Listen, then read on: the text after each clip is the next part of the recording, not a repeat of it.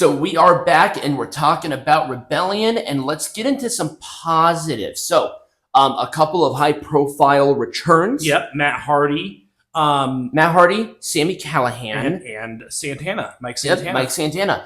Now, high-profile is a loose term for the most part, but I think in the scope of TNA, Matt Hardy, pretty big deal for a lot of, especially during the bad years. I mean, he literally financially supported the company in the bad years. Exactly. Obviously, Santana, part of the LAX during the bad years and they were kind of a early bidding war with WWE and AEW to get them on their rosters. And then obviously Sami Callihan, who was very much of a mainstay within current TNA. So it's all good to see them all back. We obviously talked about the contract statuses. Matt Hardy still says he's a free agent. Mike Santana is still technically a free agent. Sami Callihan is probably the most likely one to have the contract already. Exactly.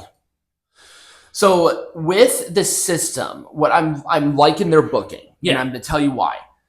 They are dominant, but they're not overbearing. Right. So obviously the three males in the group have titles. Yes. They defended them successfully at Rebellion, and they all had fairly good matches. I don't think I've seen Eddie Edwards wrestle better than him being in the system. It's been a very good team with Brian Myers. Oh, absolutely. Now, the elephant in the room is Alicia, but they teased that her and Masha Slamovich are eyeing the Knockouts Tag Team Champions. Ooh, interesting. Now, Masha is not an official member of the system. She's going to be in alliance with them. Right. So the only reason for that is because Killer Kelly is injured at the moment. Oh, I didn't know that. I didn't know that she was hurt. Yeah.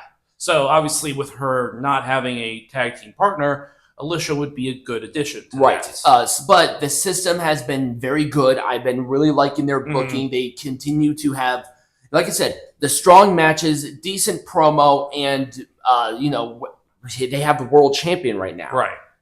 So it's all well and good. And this is how this is done. Main Event Mafia, they had something similar, but they dominated the show. Right. These guys, they don't dominate the show. Exactly. There are other things going on that are just as good. Right.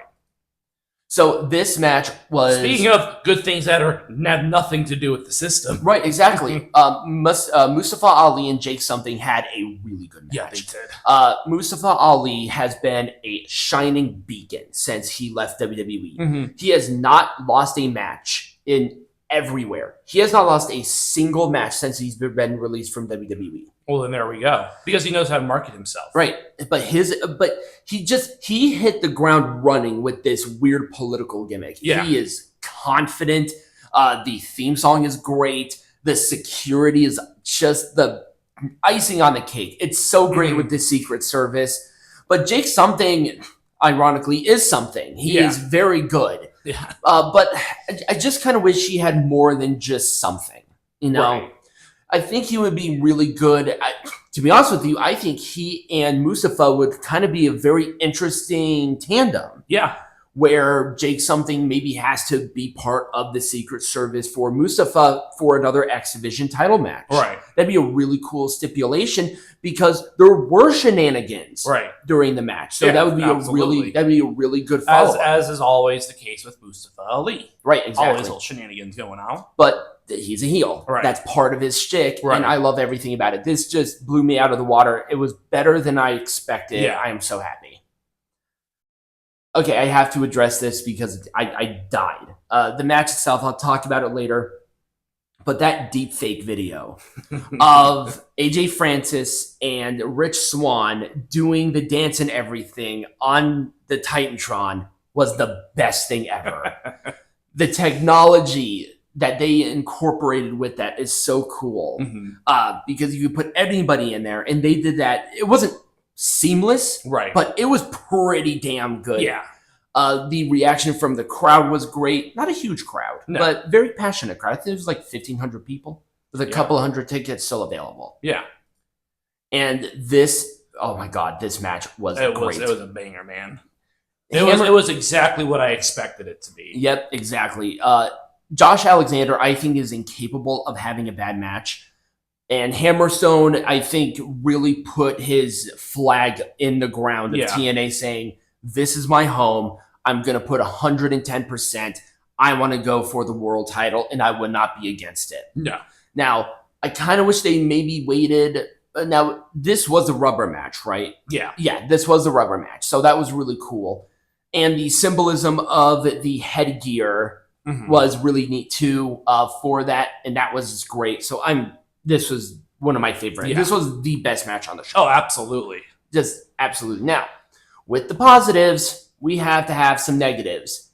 This Knockouts World Title match was a mess. It was. It was kind of weird. It was overbooked. Yeah. So many interferences from people who had no association with any of it. With the good hands with Steph DeLander, that was because Matt Cardona was supposed to be there. Right. Fine. Why PCO? Now, Khan, he's been having the rivalry with PCO. That's fine.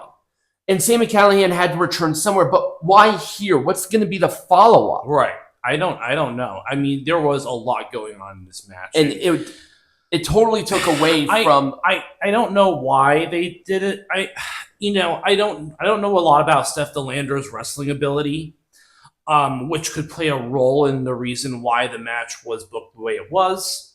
Steph DeLander's pretty good, so I'm a little bit disappointed that it's obviously not Jordan Grace. No. But I just don't know why this match had to be the sacrificial lamb. Yeah, it was very strange. Was. There could have been other ones. Oh, my phone might die soon. The one thing that I was not a huge fan of as it relates to this was the randomness of the match with Steve Macklin. It was kind of random. It was very strange. Now, if they said part of my contract negotiations that I have an open challenge, and they promote an open challenge with Steve Macklin with like a graphic and everything, my perception would have been different. Right. Now, this is not necessarily a negative, but I didn't bring it up in the positive. But Mike Santana had to knock this out of the park for him to be successful. And he did. He did a great job. He's establishing himself as a separate individual, not, we only got one half of LAX. He had presence, good moveset, a good match within of itself. Yeah. But just a little more promo, like, we're having an open challenge with Steve Macklin. That would have been better. Let's talk about the crew of First Class. Okay. They did not look first class to me. No. They looked a little raunchy. They looked like if I touched them, I would be sticky. They are supposed to be this, we fly first class and we do all of this, but now they're going to go party in the Palms. In the Palms Casino. Might as well party at fucking Sam's Town. Good Lord. I don't want to say that this match was bad. It wasn't bad. It was okay. It was okay. It was there. And that's wrong. Right. These two are good wrestlers, but they just did not gel the way I thought they were going to. Now, maybe because we were blinded by these two having other really good matches, but this one just sort of felt like it stopped. Right. For some reason. Right. It was very weird. It was. And that was really it for the negatives. So, right. I mean, overall, I did like the show. Oh, yeah, I did too. I mean, it gets a full thumbs up from me. I'm also glad that we didn't go to this one. I would, but like, it's an enjoyable show, but sure. Right, exactly. Yeah. Obviously, Slammiversary is going to be in Montreal. Yep. So we're looking forward to that. But all in all, it was a pretty good setup for a pay-per-view. Exactly. Well, it was a good pay-per-view setup for the big one. Right. So when we come back, we have a special kind of match. Yes.